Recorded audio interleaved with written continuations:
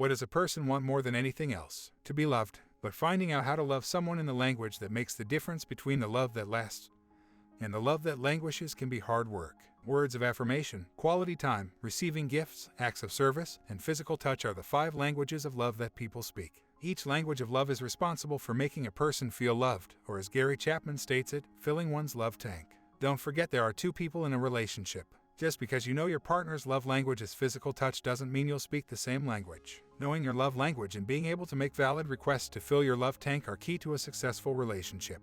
But statistics say that 50% of couples get divorced. So why doesn't happily ever after happen for everyone? There is an entire market that makes millions of dollars a year trying to answer the question of what happens to love after marriage. Some couples make it to their 70th wedding anniversary. Are they really happy, or did they just make up their minds that it wasn't worth trying to find the perfect person and they just dealt with the partner they picked? Conversely, if they are really happy, what are they doing right that the other 50% of people are doing wrong? If you are lucky, during the dating and the engagement you learn to speak your partner's love language and they learn to speak yours. If you are like 50% of other couples, you wonder what the heck happened and why you and your spouse can't communicate and aren't happy. But hope is not lost if you both are willing to learn your love languages and start speaking them. 2 years is the amount of time that the infatuation stage can last. That's the stage where a person is giddy in love. Or the honeymoon period where a couple is glowing, can't keep their hands off one another, does all those little things that keep each other smiling from ear to ear. It doesn't always even last for the full 2 years, but it can. What happens after that? After the obsession or giddy in love stage passes, the pheromones seem to depart and what is left is hopefully 2 people who paid attention and know how to make one another feel loved. Now the real relationship begins. That often comes after marriage. So many people marry during the height of their hormonal courtship and then those hormones wear off after the wedding. This is where we get the cute cliches of the first year is the hardest. But does it have to be? Just because the obsession stage of being crazy hormonal in love has reached its peak doesn't mean a couple can't be ridiculously happy and in love and crave each other. They just need to know each other's love languages and proceed to fill each other's love tanks. What is a love tank? Think of a love tank as a gas tank for a vehicle. A car runs on fuel, and if it is filled up regularly, that car can take you anywhere. A love tank is the same for a person. Everyone wants to be loved, and in a marriage, keeping the tank full means that you are filling your partner up inside. Sticking with the vehicle analogy, you don't put diesel in a car that takes unleaded. Likewise, you can't use one type of love language when your spouse speaks a different one. When people are babies, their love tanks are pretty easy to fill. They are filled with snuggles and cuddles and attention and touch. As a person grows, those initial responses turn into specific languages of love. The baby that loved being held might turn into a person whose love language is the physical touch. While they might enjoy being told that they are an awesome person, their love tank will only be kept full by hugs, pats on the shoulder, kisses on the cheek, etc. Knowing your love language is important as well. You can't expect your spouse to fill your love tank if you don't know what to ask of them. Many times people go looking for love in all the wrong places because their tank is empty and they are desperate to feel any kind of love. We see this in children who act out, in teens that have unprotected sex, in adults who cheat on their spouses, all due to the fact that their love's tanks are empty and they don't know how to fill them, and seemingly neither do the people around them. Filling our partner's tanks and having ours overflowing are the primary goals in learning the love languages. You're doing a great job, and I like the way you think about what you say before you speak. It shows such compassion towards others. Our words of affirmation. Telling someone exactly how you positively feel about them can be one of the most loving acts. For people whose love language is words of affirmation, there is no greater or easier way to fill their love tank than using words. It doesn't always have to be verbal either. Writing a compliment on a sticky note and putting it on the bathroom mirror for your spouse to see first thing in the morning will give them such a lift. That being said, learning the language of words of affirmations might come with different dialects. Perhaps your partner doesn't like to read and would prefer to hear the words of praise. Or maybe they get embarrassed easily, so a thoughtful card left on their pillow would be the way to go. Quality versus quantity. A couple who has been together for 20 years and eats breakfast and dinner together every day may think they spend plenty of time together. But to a person whose love language is quality time, those times together are either filling their tank or greatly draining it. Top person who craves quality time with their spouse is asking for specific attention. They may have specific items that they would enjoy doing, such as going for a walk or paddling across a lake. But what matters to them during those excursions is just being with their partner and having their complete attention.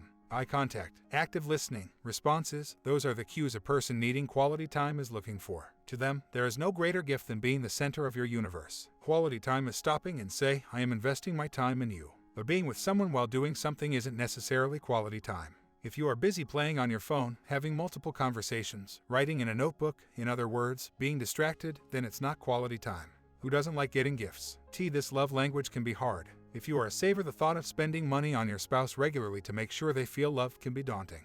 Have no fear, that doesn't have to be the case. The love language is receiving gifts. Those gifts don't have to be from Tiffany's. Sometimes the most meaningful gifts are the ones that inspire memories of great times or promises of future joys. If ordering Chinese used to be a luxury when you first started dating, getting him a pair of chopsticks and leaving a takeout menu on the table will probably put a smile on his face. People who like gifts as their language of love need those tokens of affections to fill their love tank. While you were dating, odds are their over-the-top reaction to every little thing you gave them spurred you on to provide more. But after those 2 years is over and the obsession period is done, those little demonstrations of love cannot fall to the wayside. Acts of service has a broad spectrum, and not all acts are equal. Just because a person needs demonstrations of love doesn't mean that the ones you pick to do will be the ones that fill their tank. For example, a woman who speaks the acts of service language doesn't necessarily want you to vacuum. She might want you to make breakfast or take the kids for a walk so she can take a shower in peace. Ask your partner what acts of service you can perform to fill their tank. If your love language is acts of service, then kindly inform your spouse of which acts would be most beneficial to filling your love tank. Acts of service done of free will are far more beneficial to one's love tank than acts of service done of fear or obligation. A person who is performing acts begrudgingly is often cursing under their breath the entire time and probably ranting about it later. It's important to ask for the chores that are most meaningful to you to minimize resentment. Also, ask, don't demand, though it's what most people think of when pondering expressions of love. Holding hands, hugs, first kisses, and sex are what come to mind when people think of a relationship evolving. True, all those actions matter and play a role in romance, whether physical touch is your primary love language or not. Physical touch for men or women is about physically connecting.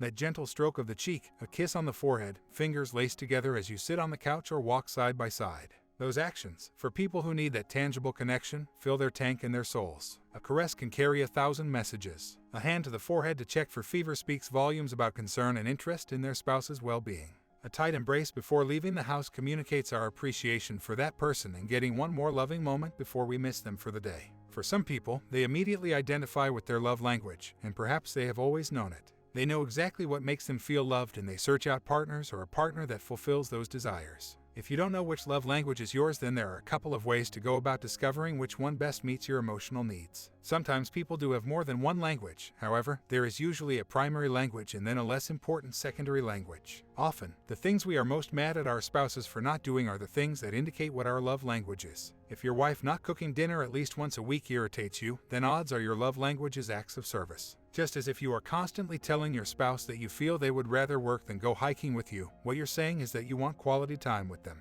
Keeping track of the things you wish your spouse would do can be a great tool to help find clues to what your language is. If the initial stage of falling in love is chemical and crazy and obsessive, then it must be known that once that wears off, love is a choice. You choose every day whether or not you are going to fulfill your spouse's love tank.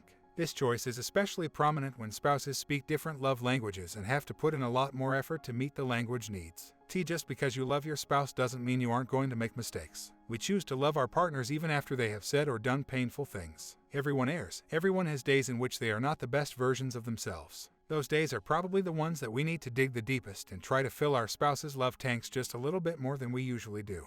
Love and marriages can be reborn. It takes a conscious effort to commit to loving one another, even if we aren't sure we love them anymore, to move forward. It feels different when your spouse supports you than when your parents and siblings and coworkers do. Your spouse knows you on an intimate level that no one else does. To have a person in your corner that knows all your ugly truths, all your pitiful faults, and stands there with pride in their eyes and love in their hearts, that makes the difference. It gives you a feeling of significance. You feel important in a way that you have never felt before. This feeling of importance gives a person the confidence to pursue their dreams. A well-loved person who has an emotional safety net at home can spread their wings and leap off cliffs to find their bliss because they know, no matter their success or failure, someone is waiting at home to validate them. Not only are they our support for our dreams and make us feel like we can move mountains, but we give the same gift to our spouses.